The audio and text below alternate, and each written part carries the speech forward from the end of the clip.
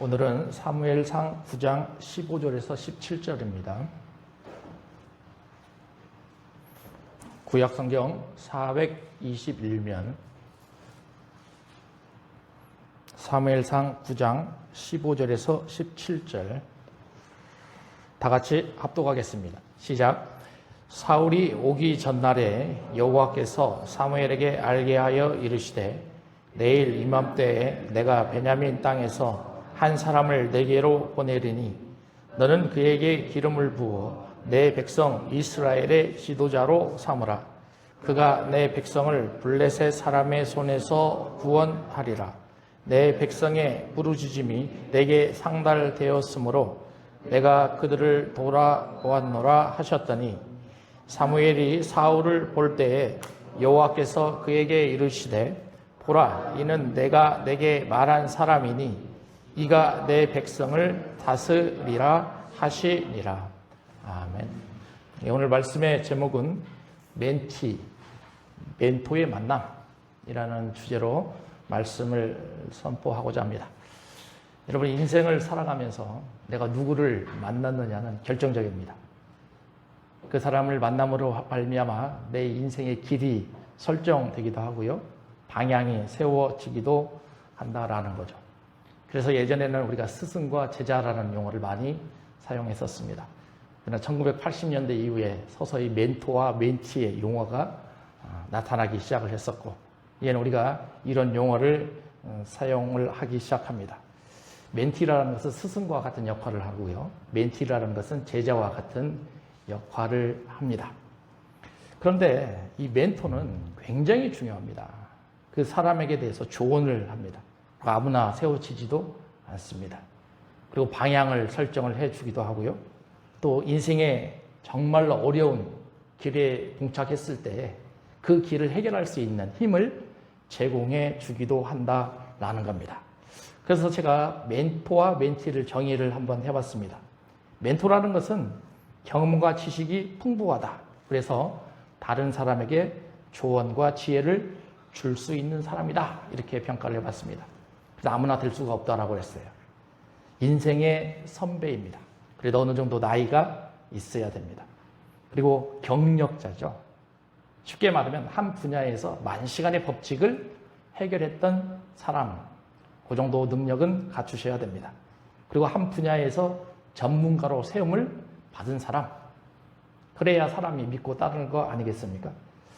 그냥 이런 사람들은요, 멘토들은요, 단순히 정답을 알려주질 않습니다. 정답을 알려주는 것보다는 인격적으로 그 사람이 그 길을 헤쳐갈 수 있고, 또한 정답을 찾아갈 수 있도록 돕는 역할을 해주는 사람들이 멘토다. 우리는 이렇게 본다라는 거죠. 그럼 멘티는 누구냐? 멘토를 통해서 그 어려운 일들을 해결해 갑니다. 도움을 받습니다. 성장합니다. 때로는 시행착오를 겪을 수도 있습니다. 그러나 그 과정을 통해서 서서히 한 단계 한 단계 성장하는 모습을 우리는 멘티다, 이렇게 정의할 수 있다라는 거죠. 그런데 멘토라는 용어가 어디에서 나왔느냐? 그리스 신화에서 나왔습니다. 오디세이라는 장군이 있었는데요, 그 장군이 전쟁에 참여할 때 그의 아들이 폴레마코스였는데 자신의 친구가 멘토였어요. 그래서 자기의 아들을 친구 멘토에게 맡겼습니다. 전쟁이 끝나고 와보니까 자기가 상상하는 것보다 내 아들이 잘 성장되어 있었고, 내 아들이 정말 방향성을 잘 잡고 있었음을 알 수가 있었어요. 그래서 그 용어를 따서 멘토다, 우리는 이렇게 부르게 됩니다. 여러분, 오늘 본문의 말씀을 보게 되면 중요한 두 사람의 이름이 나타납니다. 한 사람은 사무엘이고요, 또 한 사람은 사울입니다. 우리가 너무나 잘 알고 있습니다. 사무엘은 멘토의 역할을 합니다. 사울은 멘티로서의 역할을 하죠. 그러나 우리는 사무엘상을 이미 너무나 잘 알고 있기 때문에 사무엘이 사울에게만 한 게 아니죠. 다윗에게도 똑같이 멘토의 역할을 해줬습니다. 그러나 사울은 하나님으로부터 심판을 받는 멘티가 됩니다. 그러나 다윗은 하나님으로부터 축복을 받는 왕으로서 위엄을 갖추게 되는 그런 멘티가 되었다라는 거예요. 여러분, 그러면 여기에서 우리가 찾는 것은 무엇이냐면 똑같은 멘토를 만났는데도 불구하고 누군가에게는 정말 축복이 되는 멘토의 길을 걸어가는 반면에 또 누군가에게는 하나님으로부터 심판을 받게 되는 그런 길을 걸어가는 결과를 낳기도 한다라는 것입니다. 여러분, 그래서 저는 하나님의 말씀을 준비하면서 세상에서 가지고 있는 멘토와 멘티의 역할이 아닌 성경에서 요구하고 기독교 관점에서 우리가 바라봐야 되는 그런 멘토와 멘티의 역할이 무엇인지를 우리는 잘 알아야 된다라는 거죠. 여러분, 오늘 말씀을 통해서 왜 하나님께서 사무엘을 멘토로 세웠는가? 또 그 멘토를 통해서 하나님은 어떻게 일하시고 계신가를 잘 아시는 그런 시간이 되셨으면 좋겠습니다. 여러분, 성경을 보면 구약 성경을 잘 보십시오. 멘토와 멘티의 역할이 정말 많이 나옵니다. 여러분, 출애굽기에 보시면 모세가 애굽 땅에서 나옵니다. 그런데 모세가 다 재판을 합니다. 너무나 어렵죠. 그때 하나님께서 이두루를 붙여주십니다. 이두루는 장인이에요. 그러니 멘토는 장인이 될 수도 있어요. 그래서 장인을 통해서 그 10부장과 50부장과 1000부장을 삼습니다. 일이 덜어지는 거죠. 그럼 또 우리는 모세와 여호수아를 통해서도 알 수도 있습니다. 여러분, 모세는 리더자였습니다. 그러나 여호수아의 입장에서는 팀원이었죠.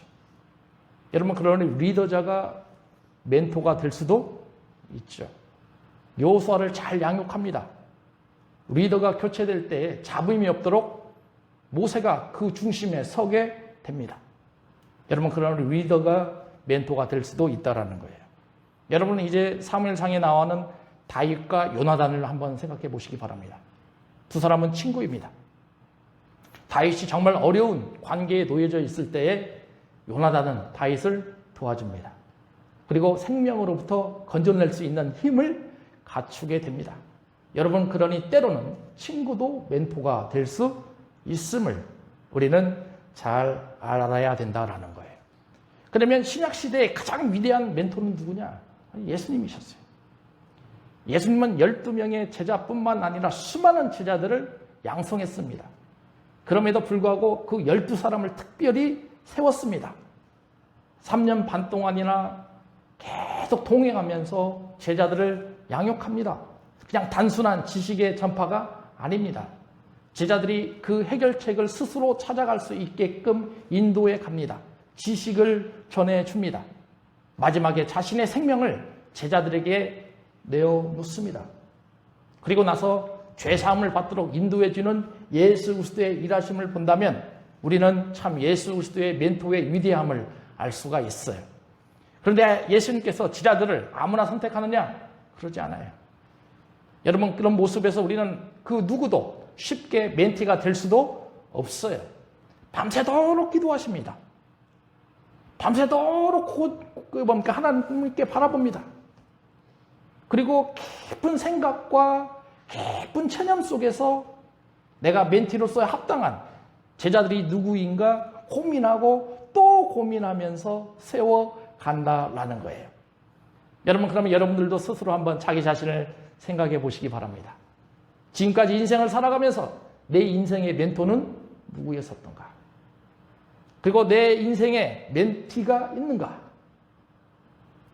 그리고 내가 멘토와 관계를 통해서 어떠한 힘을 통해서 이루어졌는가? 또 무엇을 통해서 그런 관계가 형성이 되어 갔는가를 우리는 잘 아셔야 됩니다. 여러분, 그래서 예수님께서 제자들을 섬길 때의 모습을 생각해 봤어요. 5가지 측면에서 학자들은 표현을 합니다. 첫 번째는 예수님은 제자들을 향해서 섬겼습니다. 봉사하셨어요. 예수님은 섬김을 받으러 오지 않았어요. 오히려 섬기려고 했습니다. 여러분, 그러니 멘토의 역할을 하길 원하시는 분들은 아랫사람들에게 생각하면 안 돼요. 동등한 관계에서 그 사람을 섬길 줄 알아야 됩니다. 그리고 두 번째, 제자들을 향해서, 사도들을 향해서 지도하셨습니다. 인도해 주셨다라는 거죠. 올바른 방향성을 가도록 세우셨다라는 거예요. 그리고 세 번째, 때로는 제자들 때문에, 때로는 다른 사람들 때문에 비판받기 쉬워요.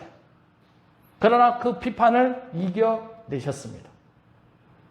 이런 것을 감당할 줄 아셨습니다. 네 번째는요, 예수님께서 남성들만 제자로 삼으셨느냐? 아니에요. 여성들도 제자로 삼으셨어요. 당시에 여성들은 남녀 차별화가 있었던 시대입니다. 여성을 제자로 삼는다는 것은 모험이었어요. 때로는 목숨을 건 그런 삶이었다는 거죠. 그런 개혁의 의지를 가지고 있었던 분이 예수님이셨어요. 마지막으로 힘들고 어렵고 작고 능력이 없는 멘티들이었지만 끝까지 믿어줬습니다. 끝까지 신뢰해 주셨습니다. 여러분, 내가 리더로서 또 내가 멘토로서의 역할을 갖기를 원하신다면 우리는 예수님께서 하셨던 이런 일들을 깊이 생각하셔야 됩니다. 그리고 그 자리에서 같이 동역하는 마음으로 그들을 베풀 줄 알아야 된다라는 거예요. 여러분, 그럼 오늘 본문에서 사무엘은 하나님이 무엇 때문에, 어떠한 조건 때문에 사울에게 멘토의 역할을 할 수 있었는가? 여러분, 9장 6절을 보면 자세하게 나옵니다. 여러분, 9장 6절 같이 읽어봅니다. 시작. 그가 대답하되 보소서, 이 성읍에 하나님의 사람이 있는데 존경을 받는 사람이라. 그가 말한 것은 반드시 다 응하나니 그리로 가사이다. 그가 혹 우리가 갈 길을 가르쳐 줄까 하나이다 하는지라 라고 되어 있어요. 여기에 보면 하나님께서 사울에게 이 사무엘을 멘토로 세운 이유는 세 가지로 요약이 되어 가고 있어요. 그 첫 번째가 뭐냐면 사무엘은 이스라엘 백성들로부터 존경을 받는 사람이었다라는 거예요. 여러분, 그러니 여러분들이 멘토로서의 위치를 찾아가기 위해서는 사람들로부터 존경심을 받을 줄 알아야 돼요. 그냥 되지가 않습니다. 여기서 존경을 받다라는 것은요, 고통을 심하게 겪을 때도 있어요. 때로는 비판을 받을 때도 있어요. 그러나 쉽게 마음이 동요되지 않는 그런 자세를 말합니다. 여러분, 자기에게 찾아오는 멘티들을 한번 생각해 보시기 바랍니다. 그 멘티들이요, 넉넉하고 건강하고요, 또 때로는 잘 살고 있는 사람들이 멘티가 되지 않아요. 멘티가 되려고 하는 사람들은요, 정말 어려운 사람들이에요. 이 세상을 풀어가기 정말 힘든 상황에 놓여져 있는 사람들이 멘티들이에요. 그런데 그런 사람들을 봤을 때 흔들리지 않아야 됩니다. 무게중심을 잡아야 됩니다. 그리고 그 가운데에 하나님을 바라볼 줄 아는 능력을 갖추셔야 됩니다. 하나님이 이런 사람을 멘토로 세웠다라는 거예요. 지금 사무엘이 사람들로부터 이런 존경심을 받고 있어요. 여러분, 두 번째는 뭐라고 되어 있습니까? 그가 말한 것은 반드시 다 응한다라고 되어 있어요. 왜냐? 사무엘은 하나님의 사람이었어요. 하나님의 사람은요, 하나님의 말씀을 전합니다. 단순히 자기의 생각을 표현하지 않아요. 그러니 한마디 한마디 할 때에 신중합니다. 하나님이 말씀해 주시지 않은 것들은 자기 생각으로 결탄코 말하지 않는다라는 거예요. 이 말의 의미는 멘토로 섬김을 받는 사람은 성령의 일하심을 경험한다는 거예요. 성령께서 인도해 주시는 그 길로 찾아간다는 겁니다.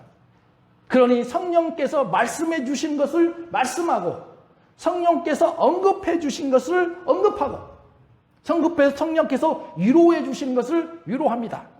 그러니 시간이 지나면서 이루어지지 않은 것처럼 보이지만 아니에요.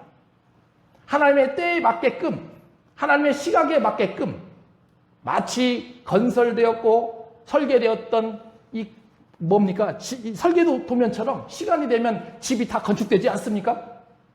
그런 것처럼 사무엘에게 똑같이 성령을 통해 말씀해 놓으셨던 그 예언의 말씀들이 다 이루어졌다라는 것입니다.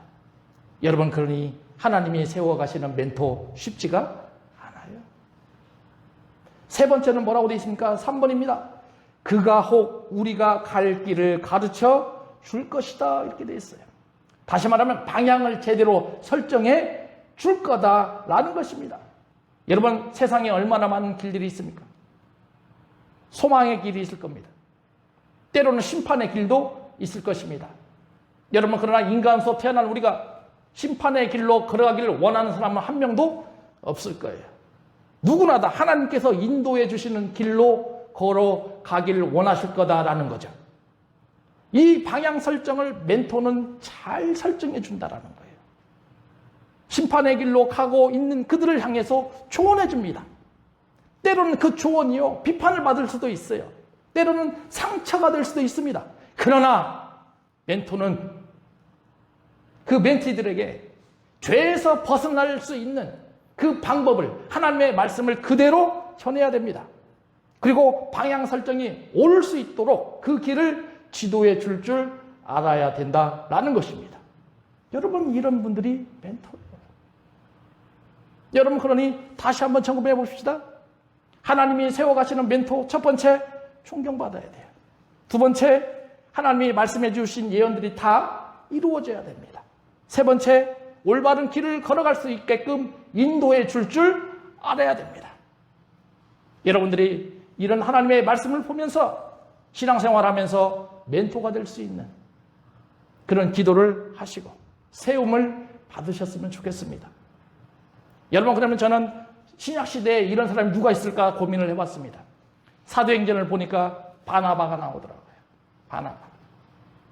여러분, 바나바 사도행전 4장을 보니까요, 이 사람은 이방인으로서 있는 구스 사람이에요. 유대 사람입니다. 그러니까 이방인으로 있는 유대인이에요. 그런데 그가 예수 그리스도를 만났습니다. 그리고 자기가 가지고 있는 전 재산을 다 팔고 사도들 앞에 다 헌납했습니다. 사도행전 8장에 보니까 스데반이 죽고 나서 수많은 제자들이 다 예루살렘을 떠나고 흩어졌습니다. 그런데 바나바는 떠나질 않았어요. 지키고 있었어요.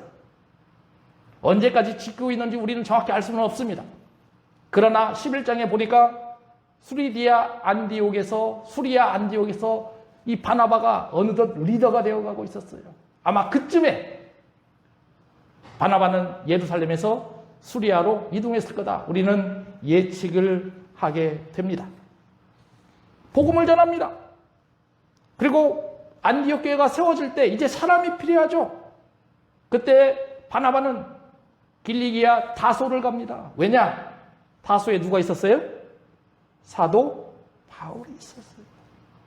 하나님이 준비해 놓으신 사도 바울을 바나바가 데리고 옵니다.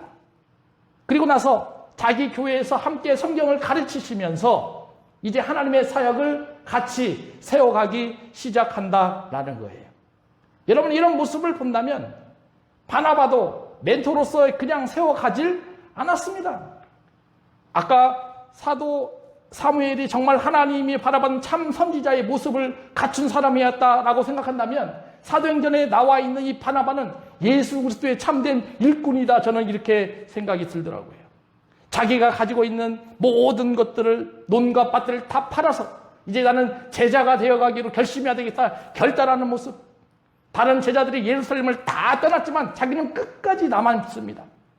그리고 하나님께서 원하시는, 정말 이 땅의 이방인의 전도를 위해서 세워가기를 원하시는 사도 바울, 그를 발견해낸 사람이 바로 바나바였음을 우리는 고백해야 된다라는 거예요. 여러분, 이 모습을 본다면, 사무엘이나 바나바의 모습을 본다면 멘토는 아무나 세워지지 않는구나. 우리는 이렇게 예측하고 또 생각할 수 있다라는 겁니다. 여러분, 그렇다고 해서 좌절할 필요가 없어요. 이들도 똑같은 사람이었어요. 이들도 하나님이 세워 가셨습니다.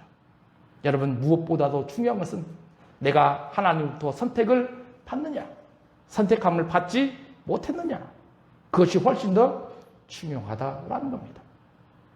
여러분이 이제 하나님께서 사무엘을 선택하시면서 드디어 일하기 시작합니다.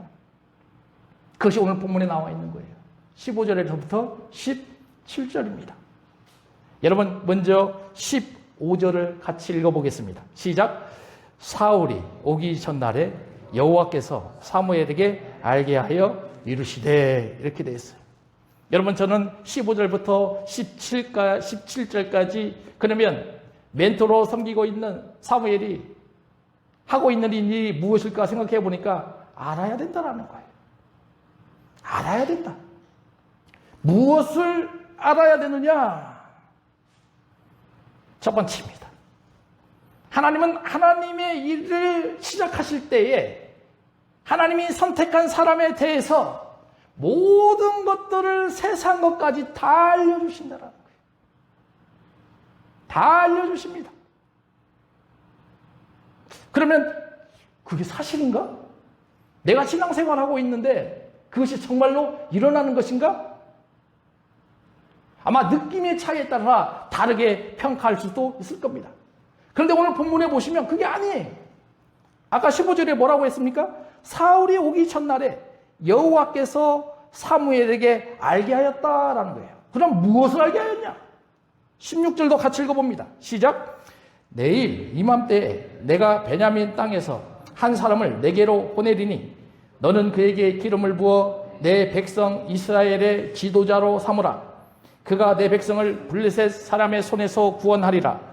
내 백성의 부르짖음이 내게 상달되었으므로 내가 그들을 돌아보았노라 하셨더니, 이 보십시오.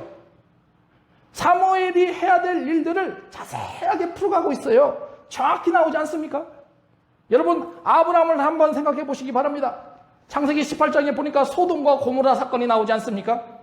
하나님께서 소돔을 멸하시려고 작정하십니다. 계획하십니다.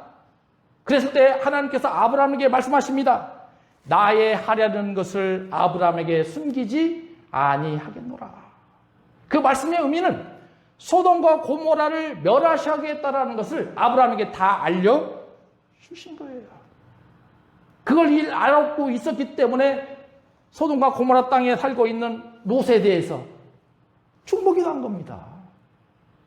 하나님이 이러신 분이에요. 그러면 모세도 한번 생각해 보시기 바랍니다. 모세가요, 애굽으로 돌아가려고 할 때 처음부터 간다고 하지 않았어요. 하나님 저 가겠습니다 손들지 않았어요. 너 애굽 땅으로 가려면 내 말을 잘 들어야 돼. 그리고 바로가 거절할 것에 대해서 계속 말씀해 주십니다. 그래도 거절하니까 지팡이를 주시지 않습니까? 지팡이를 통해서 뱀이 되게 하지 않습니까? 물이 피가 되게 하지 않습니까? 그런 것들을 경험하면서 모세가 생각해내는 겁니다. 아, 내가 애굽 땅에 가도 바로가 거절할지라도 나는 낙심할 필요가 없어. 왜? 하나님이 이미 다 알려주셨으니까. 모세가 그 어려운 상황을 이겨낼 수 있는 가장 큰 원동력은 이미 하나님께서 모세에게 앞으로 일어날 모든 일들을 다 알려주셨기 때문에 우리는 이렇게 생각할 수가 있다라는 거예요. 여러분, 그런데 15절에 가만히 보면 여호와께서 사무엘에게 알게 하여 이르시되, 이 말이 나오는데요. 이 말을 원문으로 해석하면 이렇게 됩니다. 사무엘의 귀에 비밀이 속삭여 주었다, 이렇게 됐어요. 예? 사무엘의 귀에 조심스럽게 비밀스럽게 속삭여 주셨다라는 거예요. 여러분, 그러면 이 모습을 본다면 사무엘이 평상시에 하나님과 깊은 교제 관계를 있었다라는 거예요. 귀를 통해서 말씀해 주셨다라는 것은 하나님의 음성을 귀로 듣고 있었다라는 거예요. 여러분, 멘토가 이러는 거예요. 하나님과의 깊은 교제의 관계 속에서 있어야 됩니다. 그 소리를 들을 줄 알아야 됩니다. 저도 맨 처음에 한글 성경을 볼 때 하나님이 직접 말씀해 주셨나? 이렇게 생각했거든요. 근데 아니에요. 정말 깊은 관계 속에서, 깊은 교제 속에서, 깊은 기도 속에서 하나님이 세미한 음성으로 그에게 해야 될 일들을 가르쳐 주시는구나, 이거였어요. 골로새서 2장 2절 3절만 같이 읽어봅니다. 시작. 이는 그들로 마음의 위안을 받고 사랑 안에서 연합하여 확실한 이해의 모든 풍성함과 하나님의 비밀인 그리스도의 깨닫게 하려 함이니 그 안에는 지혜와 지식의 모든 보화가 감추어져 있느니라, 이렇게 되어 있어요. 여러분, 사도 바울이 골로새 교회에 편지를 쓰는 겁니다. 골로새 교회, 히에라볼리, 또 라오디게아 이 세 개의 지명이 골로새에서 나오지 않습니까? 근데 그들에게 편지를 쓰고 있는데요. 2절에 보니까 이렇게 돼 있습니다. 확실한 이해의 모든 풍성함, 하나님의 비밀인 그리스도. 여러분, 그러면 사도 바울이 세밀한 음성을 듣기 위해서는 이제 누구를 알아야 된다고 표현하고 있습니까? 그리스도를 알아야 된다고 생각하고 있어요. 그러면 그리스도를 알기 위해서는 확실한 이해의 모든 풍성함, 하나님의 비밀이 예수님께 다 숨겨져 있다는 것입니다. 여러분, 그러면 하나님의 음성을 듣기 위해서는 이제 여러분들은 예수 그리스도를 아셔야 돼요. 그리고 그 속에서 하나님의 비밀을 캐내셔야 됩니다. 3절에 뭐라고 되어 있습니까? 같이 한 번 더 읽습니다. 시작. 그 안에는 지혜와 지식의 모든 보화가 감추어져 있느니라. 이렇게 되어 있잖아요. 지혜와 지식의 모든 보화가 감춰져 있대요. 여러분, 그러면 성경 말씀을 보면서 예수 그리스도를 알아가면서 감춰져 있는 이 보화와 비밀을 어떻게 해야 돼요? 캐내야죠. 찾아야죠. 들어야죠. 어떻게 듣느냐? 그것이 바로 마음의 위안을 받고 사랑 안에서 연합하랍니다. 여러분, 자기 자신을 한번 생각해 봐요. 신앙생활 하면서. 마음의 위안을 언제 받습니까? 돈 많이 벌 때 마음의 위안을 받습니까? 그게 잠시예요. 집 샀을 때 마음의 위안을 받습니까? 그것도 잠시입니다. 정말로 기독교인으로서의 마음의 위안을 받을 때는요, 성령의 일하심을 경험할 때 받는 거예요. 그러지 않습니까? 성령의 일하심을 경험한 사람들은요, 때로는 물질이 부족하고 몸이 아파도 그것을 아픔으로 여기질 않아요. 왜? 성령께서 일하시니까 큰 위안이 오는 거예요. 그 다음에 두 번째 뭐라고 되어 있냐? 사랑 안에서 연합하라는 거예요. 그러면 사랑 안에서 연합하라는 것은 예수 그리스도와 깊은 교제를 가져라는 거예요. 때로는 교회 내에 있는 성도들과도 깊은 교제를 가져라는 거예요. 여러분, 이런 사람들이요, 하나님의 비밀을 캐낼 수 있어요. 명심하시기 바랍니다. 첫 번째는 마음의 위안을 받으라. 성령의 일하심을 경험하라는 것. 두 번째는 사랑 안에서 연합하라. 하나님과 예수 그리스도와 깊은 교제 관계에 있어라. 성도들과 깊은 교제 관계에 있어야 된다는 것입니다. 여러분들에게 이런 일들이 나타났으면 좋겠어요. 말씀 속에 감춰져 있는 하나님의 비밀들을 캐내셔서 하나님이 알려주시는 세밀한 음성을 들으셨으면 좋겠어요. 그런 분들이 멘토가 될 수 있는 겁니다. 여러분, 이제는 16절에 보시면 내 백성이라는 말이 3번이 나와요. 그러면 하나님의 입장에서 한번 생각해 보셔야죠. 여러분, 이스라엘 백성들이 어떤 민족입니까? 애굽 땅에서 400년간 노예로 살던 사람들입니다. 그런데 하나님께서 꺼내주셨어요. 광야 40년 동안 이스라엘 백성들이 얼마나 하나님을 마음에 아파하게 한지 몰라요. 물 때문에 마음 아프게 합니다. 먹을 것 때문에 마음 아프게 합니다. 특히 의식주의 문제가 나오게 된다면 나는 다시 애굽으로 돌아가고 싶어. 그런 일들이 한두 번이 아니에요. 만약 우리의 입장에서 그런 소리를 듣는다면 정말로 마음이 찢어질 거예요. 그런데 하나님은 이제 사무엘상으로 와보니까 어떤 곳까지 들어갔냐면 우리에게 뭘 세워달라고 합니까? 왕을 세워주십시오. 이제는 하나님 자신을 떠나라고 하는 거예요. 하나님의 통치에서 벗어나가겠다라는 겁니다. 그리고 세상 왕이 우리를 주관하겠다고 하는 그 말을 이스라엘 백성들이 서슴없이 하고 있어요. 그런데 하나님은 원망하지 않아요. 한 번 선택한 하나님의 백성을 끝까지 나의 백성이다, 이렇게 선포를 하고 있어요. 여러분, 내가 멘토로서 정말 하나님의 선택하심을 받은 사람으로서 리더로서 삶을 살기를 원하시면 교회에 있는 옆에 있는 모든 성도들은 하나님의 백성임을 고백하셔야 됩니다. 그 하나님의 백성임을 고백할 때 그 사람이 때로는 나를 향해서 아프게 할 수도 있습니다. 때로는 상처를 낳기도 할 수도 있습니다. 그러나 멘토들은 그런 사람들도 품을 줄 알아야 돼요. 왜냐? 그들도 하나님의 백성이기 때문에 그렇습니다. 여러분 모세를 한번 생각해 보십시오. 광야 40년 이제 약속의 땅 가나안만 들어가면 됩니다. 다 끝났습니다. 근데 못 들어가요. 왜 못 들어갑니까? 하나님께서 바위에 물을 내라 말로 하라고 하셨는데 지팡이로 쳐버리잖아요. 왜 칩니까? 모세에 있는 분노가, 이스라엘 백성들을 향한 그 분노가 이 지팡이를 통해서 바위에게 터져버린 거예요.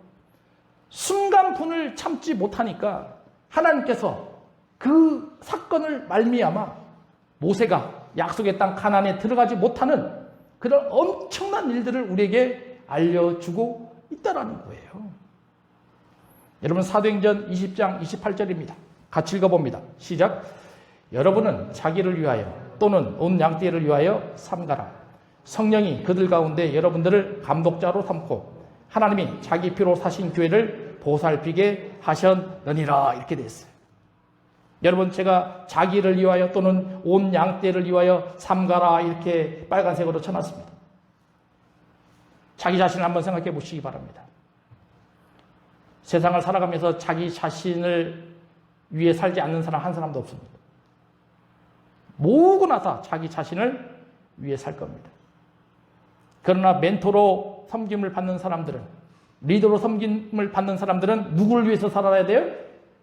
온 양떼를 위해서 살아야 돼요. 그런데 사도 바울은요, 의사 누가가 이걸 썼을 때요, 자기를 위하여 삼가라를 먼저 써놨어요. 이 말의 의미가 뭡니까? 사람의 성격을 다 안 거예요. 예외가 없어요. 세상에 태어난 모든 사람들은 자기 자신을 위해서 살 수밖에 없어요. 그런데 온 양떼를 위해서 살아가기를 원한다면 먼저 자기 자신을 어떻게 하라? 돌볼 줄 알아야 돼요. 자기 자신도 돌볼 줄 모르는데 어떻게 다른 사람을 살필 수가 있겠습니까? 그것 때문에 의사 누가가 이렇게 써놓은 거예요. 그리고 나서 감독자를 세웠다 이렇게 표현하는데요. 누가 세웠어요? 성령이 세웠다고 되어 있어요. 그러니 우리가 하나님으로부터 세움을 받고 리더로서 세움을 받는다는 것은 단순히 내가 결정할 문제가 아니다라는 거죠. 성령이 그 일을 할 수 있게끔 그곳에 맡겨놓고 세워놓으셨다라는 거예요. 그리고 나서 맨 마지막에 뭐라고 하십니까? 자기 피로 사신 교회를 보살피게 했어요. 여러분 리더로 세움을 받는 사람들은 이래야 됩니다. 양떼를 위해서 돌볼 줄 알아야 되죠. 자기 피로 사신 교회를 향해서 돌볼 줄 알아야 돼요. 여러분 힘드셔도 리더로 세운 사람들은 이 일을 잘 감당하셔야 됩니다. 여러분 마지막입니다. 이제 세 번째 알아야 될 게 있어요. 세 번째 알아야 될 것은 16절 중간쯤 보면 나옵니다. 너는 그에게 기름을 부어 내 백성 이스라엘의 지도자로 삼으라 이 말씀이에요. 틀림없이요, 이스라엘 백성들은 왕을 원했습니다. 그러면 하나님께서 허락하실 때에 사울을 왕으로 세워라 이렇게 말하는 것이 정상적입니다. 그런데 왕이라는 표현을 쓰질 않았어요. 뭐라고 썼습니까? 지도자라고 썼어요. 이 말씀의 의미가 뭐겠습니까? 이스라엘의 왕은 몇 분이다? 한 분이에요. 마치 다윗이 통치하고 사무엘이 통치하기 때문에 그들이 왕으로 세움을 받은 것처럼 보이지만 사실은 그렇지가 않다라는 거예요. 그들은 이스라엘 백성의 요구를 했기 때문에 왕으로 세운 것뿐이지 하나님의 마음은 이스라엘 백성에서 떠나질 않았어요. 아직도 이스라엘의 유다이신 왕은 누구시다? 하나님이세요. 여러분, 그러면 멘토로 섬기기를 원하시는 분들은 이것을 알아야죠. 세상을 주관하시는 유일한 왕 되신 분은 누구시다? 하나님이세요. 이거 알아야 돼요. 놓치죠. 이거 놓칩니다. 이걸 놓치니까 멘토가 되질 못하는 거예요. 여러분, 오늘 본문 말씀 굉장히 중요한 말씀이에요. 특히 내가 교회 생활하고 신앙 생활하면서 리더로서 또 멘토로서의 역할을 감당하길 원하신다면요, 여러분 세상에 나가보십시오. 멘토와 멘티에 관련된 책이요 1000권이 넘어요. 어마어마하게 많이 있습니다. 근데 그것은 세상의 관점과 세상의 논리로 풀어가고 있어요. 그러나 우리는 기독교인으로서 기독교의 관점과 기독교의 논리로 풀어갈 줄 알아야 돼요. 그리고 하나님이 어떤 사람을 멘토로 세워가기를 원하신가를 우리는 분명히 인식할 줄 알아야 됩니다. 여러분, 그렇다면 우리는 이제 정리를 해야 됩니다. 하나님께서는요, 사무엘을 통해서 3가지를 알라고 하셨어요. 그 첫 번째는 나는 네가 해야 될 작은 것까지 다 알려주겠다라는 거예요. 그러면 멘토로서 역할을 하는 나는 그 음성을 어떻게 해요? 들어야 돼요. 누구를 통해 듣습니까? 성령을 통해서 들어야 됩니다. 근데 그 음성이 어디에 다 감추어져 있어요? 말씀 속에 다 감추어져 있어요. 여러분, 그러니 하나님의 음성을 듣기를 원하시고 말씀 속에서 그런 음성을 들으시면서 하나님의 길을 인도해 가십시오. 그런 분들이 리더가 될 수 있다는 거죠. 여러분, 이번에 두 번째 알기를 원했습니다. 하나님은 지금까지도 누구를 사랑하고 계신다? 자기 백성들을 사랑하고 계셔요. 그러니 멘토로 섬기기를 원하시는 분들은 아무리 힘들고 어려워도 교회에 있는 성도들을 향해서 사랑으로 품을 줄 알아야 돼요. 그게 두 번째입니다. 그리고 세 번째는요, 이 땅에 유일하신 왕은 누구다? 하나님이에요. 그거 인정해 줄 알아야 된다라는 거예요.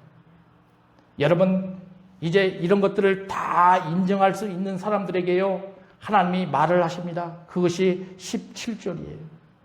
17절 같이 읽겠습니다. 시작. 사무엘이 사울을 볼 때 여호와께서 그에게 이르시되 이는 내가 내게 말한 사람이니 이가 내 백성을 다스리시라 하시니라. 이 사람이 내가 내게 말한 사람이다. 하나님은 반드시 멘토로 세웠을 때 누굴 붙여주신다? 멘티를 붙여주신다. 이 사람이 멘티다라는 거예요.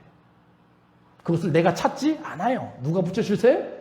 하나님이 붙여주신다. 그리고 나서 이 사람이 나의 백성을 다스린다. 그 멘티가 해야 될 일들도 하나님은 정확히 알려주십니다. 얼마나 놀랍습니까? 이런 말씀을 정리해 보겠습니다. 신앙생활 하면서요, 내 자신이 좋은 멘토가 되어야 됩니다. 때로는 좋은 멘토를 만날 줄도 아셔야 됩니다. 좋은 멘토와 좋은 멘티들이 잘 어우러져 있는 교회는 하나님이 사용하시는 교회가 될 것입니다. 그리고 그 공동체는 하나님께서 인도하시는 공동체가 될 거다라는 것입니다. 여러분들 신앙생활에 이런 놀라우신 하나님의 은혜와 축복이 임하시길 기도합니다. 기도하겠습니다. 아버지 하나님, 은혜를 감사합니다. 주님께서 사무엘을 멘토로 세워주시고 사울을 멘토로 세워주셨습니다. 다윗도 똑같이 경험했습니다. 그러나 사울은 하나님께 심판받는 왕이 되었고 다윗은 하나님으로부터 세움을 받는 왕이 되었습니다. 아버지 하나님, 나는 어떠한 멘토가 될 것인가? 또 나는 어떠한 멘티로서의 삶을 살아갈 것인가? 내 자신이 잘 점검하고 확정해야 합니다. 아버지 하나님, 우리 로고스 교회 성도들에게 하나님의 음성을 들을 수 있도록 인도하여 주시고, 그들이 하나님의 백성들을 사랑하는 마음을 갖게 하여 주시고, 그들이 하나님은 유일하신 세상의 왕임을 고백할 수 있는 우리 로고스 교회 성도들 되게 하여 주시옵소서. 예수님의 이름으로 기도하옵나이다. 아멘.